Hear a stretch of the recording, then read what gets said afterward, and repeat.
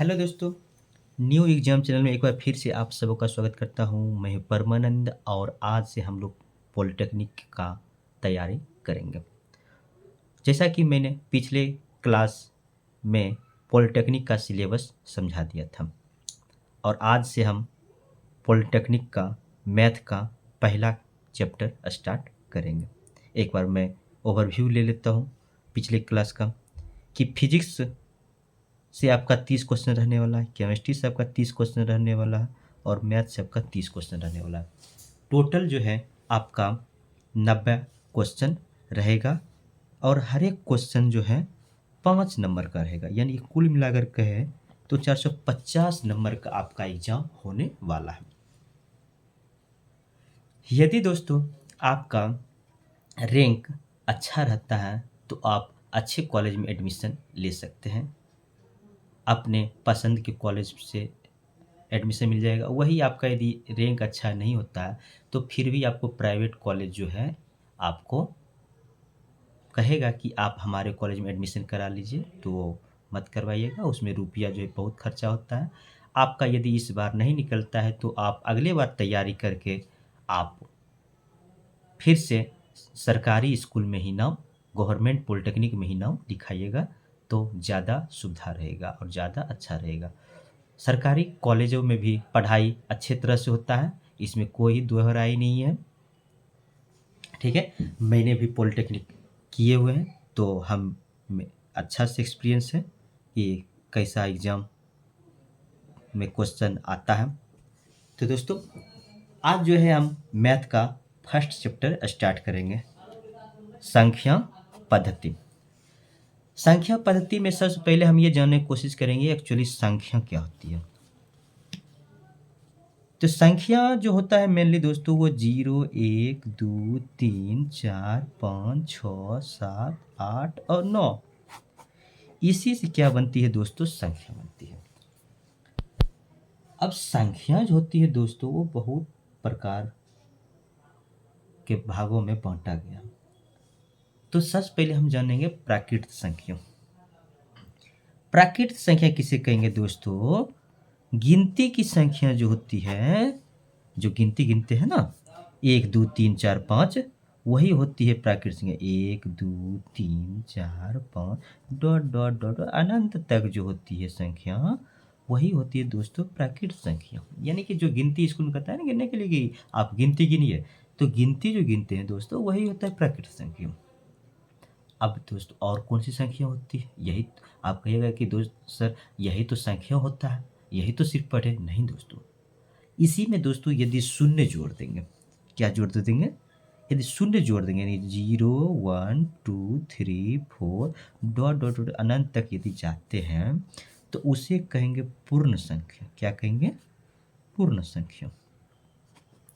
यानी कि गिनती की संख्या तो इसमें रहेगा ही रहेगा, साथ ही साथ क्या रहेगा, शून्य भी रहेगा, तो उसे क्या कहेंगे, पूर्ण संख्या कहेंगे। अब एक आता है दोस्तों पूर्णांक। पूर्णांक जो होता है दोस्तों एक ऋणात्मक पूर्णांक होता है, एक धनात्मक पूर्णांक होता है। ऋणात्मक पूर्णांक किसे कहेंगे दोस्तों, शून्य से यदि संख्या रेखा पे कोई दर्शाई जाए तो शून्य से बाईं की ओर लिखी जाने वाली संख्या को ही ऋणात्मक संख्या कहेंगे। यदि मान चलिए दोस्तों, यदि ये संख्या रेखा है, संख्या रेखा के मध्य में यदि 0 लिए हैं तो इधर 1, 2, 3, 4 डॉट डॉट अनंत तक जाएंगे। वही इस पे बायां तरफ यदि जाएंगे तो -1, -2, -3 डॉट डॉट डॉट डॉट अनंत तक जाएंगे।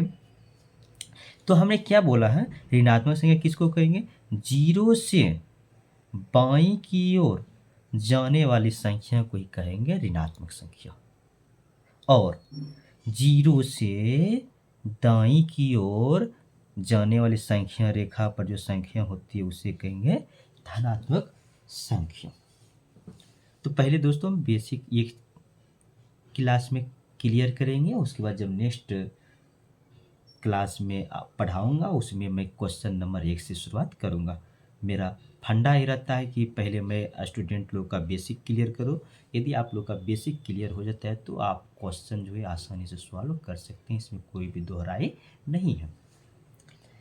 तो अब एक संख्या पढ़ते हैं, सम संख्या पढ़े हुइएगा और विषम संख्या पढ़े हुइएगा।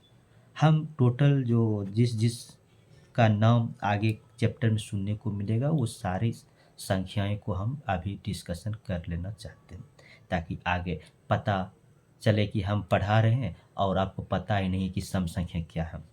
तो हम क्या करेंगे कि सभी चीज़ का डिस्कशन करते हुए चलेंगे। अब कहा गया है कि सम संख्या किसे कहेंगे।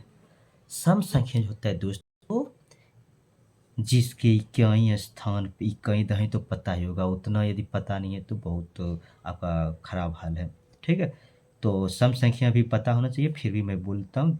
यदि किसी संख्या का इक्याई स्थान पर 0 हो, 2 हो, 4 हो, 6 हो, 8 हो, यदि ये सब संख्या होती है तो उसे कहेंगे दोस्तों सम संख्या। जैसे हो गया 12, 12 की इक्याई स्थान पर क्या है 2, तो इसे क्या कहेंगे सम संख्या। कितना भी बड़ा संख्या हो, यदि सिर्फ पहला संख्या हमको देखना, पहला संख्या पे यदि इन सबों में से कोई भी संख्या आता है तो उन्हें ही कहेंगे सम संख्या। ठीक है, अब हम दोस्तों पढ़ेंगे विषम संख्या। विषम संख्या क्या होती है दोस्तों, देखते होइएगा कि इस पे हमने 0, 2, 4, 6, 8 लिखे हैं।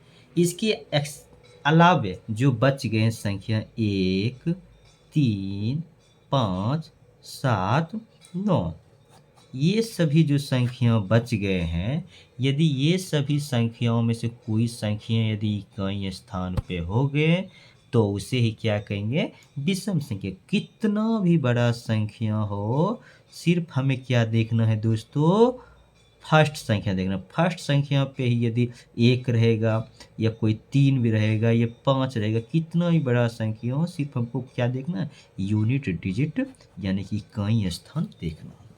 तो उसे क्या कहेंगे दोस्तों विषम संख्या कहेंगे। ये तो समझ में आ गया। अब होता है कि दोस्तों भाज्य संख्या, एक होता है अभाज्य संख्या। भाज्य संख्या पहले समझेंगे, उसके बाद समझेंगे अभाज्य संख्या। तो भाज्य संख्या क्या होता है दोस्तों, भाज्य संख्या कहते हैं वैसी संख्या जिसका अभाज्य गुणनखंड 2 से ज़्यादा हो।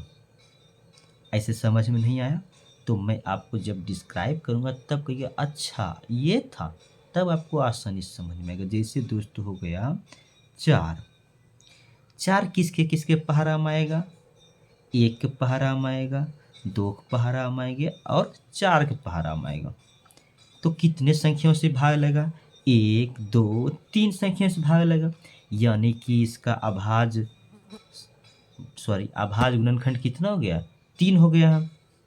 तो इसे क्या कहेंगे भाज्य संख्या, यानी कि यदि 2 से ज़्यादा संख्याओं से जब भाग लगेगा तो उसे क्या कहेंगे भाज्य संख्या। अब जैसे 8 हो गया, हम 1 से लगेगा, 2 से लगेगा, 4 से लगेगा, 8 से लगेगा, तो इसे क्या कहेंगे, इसे भी कहेंगे भाज्य संख्या। तो उम्मीद है कि आपको भाज्य संख्या समझ में आ गया होगा। अब क्या समझते अभाज्य संख्या। अभाज्य संख्या किसे कहेंगे, गिनती की वैसी संख्या जिसमें 1 से भाग लगे और जो संख्या हो सिर्फ वही उसी से भाग लगे। जैसे 1 और स्वयं से भाग लगे, जैसे मान चलिए दोस्तों हो गया 3, 3 में किससे भाग लगेगा, 1 से लगेगा और 3 से लगेगा, और कोई संख्या है जिससे भाग लगे नहीं है। तो कितनी संख्या से भाग लगा, 1 और 2। यानी कि यदि दोस्तों कोई गिनती की संख्या जब यदि उसमें सिर्फ 2 ही संख्या से भाग लगेगा तो उसे कहेंगे अभाज्य संख्या। अब बहुत सारे सम संख्या हैं, बहुत सारे अभाज्य संख्या, इसकी कोई भी अनंत नहीं होती है। अब जैसे मान चलिए दोस्तों 5 हो गया तो इसमें 1 से लगेगा और 5 से लगेगा। जैसे 17 हो गया, 17 में 1 से लगेगा और 17 से लगेगा, और कोई संख्या है जिससे भाग लगे नहीं है। तो दोस्तों जिसमें सिर्फ 1 से लगे और जो स्वयं संख्या है सिर्फ उसी से भाग लग रहा है, तो इसका मतलब है कि अभाज्य संख्या किसे कहेंगे? वैसी संख्या जिसमें एक से भाग लगे और स्वयं से भाग लगे। जबकि भाज्य संख्या में क्या था? एक से भी लगे, स्वयं से भी लगे और कोई अदर संख्या से भी क्या कर रहा था? इसमें भाग लग रहा था, तो उसे कहेंगे भाज्य संख्या। अब जो है दोस्तों, अब पढ़ेंगे हम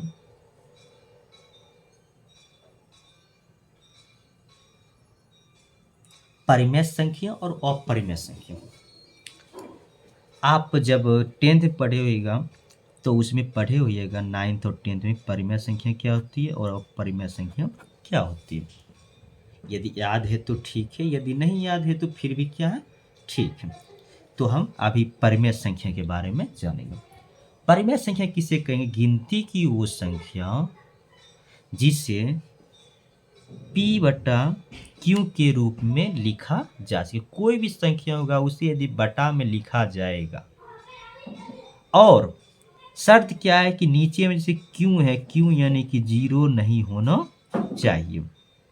अब जैसे कोई भी संख्या लिखिए, 5/4 लिए, 5/8 लिए, 5/10, कोई भी संख्या लिखिए, सिर्फ नीचे में क्या होना चाहिए? 0 नहीं होना चाहिए, सिर्फ 0। यदि किसी संख्या के साथ 0 हो तो कोई दिक्कत नहीं है, सिर्फ अकेला 0 सिर्फ नीचे में नहीं होना चाहिए, तो उसे क्या कहेंगे? परिमेय संख्या। अब एक होता है दोस्तों अपरिमेय संख्या। अपरिमेय संख्या, अपरिमेय संख्या किसे कहेंगे? वैसी संख्या जिसका वर्गमूल नहीं निकल पाए। जैसे दोस्तों हो गया 2 का वर्गमूल नहीं पढ़े हैं तो ये क्या हो जाएगा? अपरिमेय संख्या। √3, तो इसी ये भी क्या हो जाएगा? अपरिमेय संख्या। लेकिन यही इसी में रहेगा दोस्तों √4। √4 का पढ़े हैं, क्या होता है दोस्तों?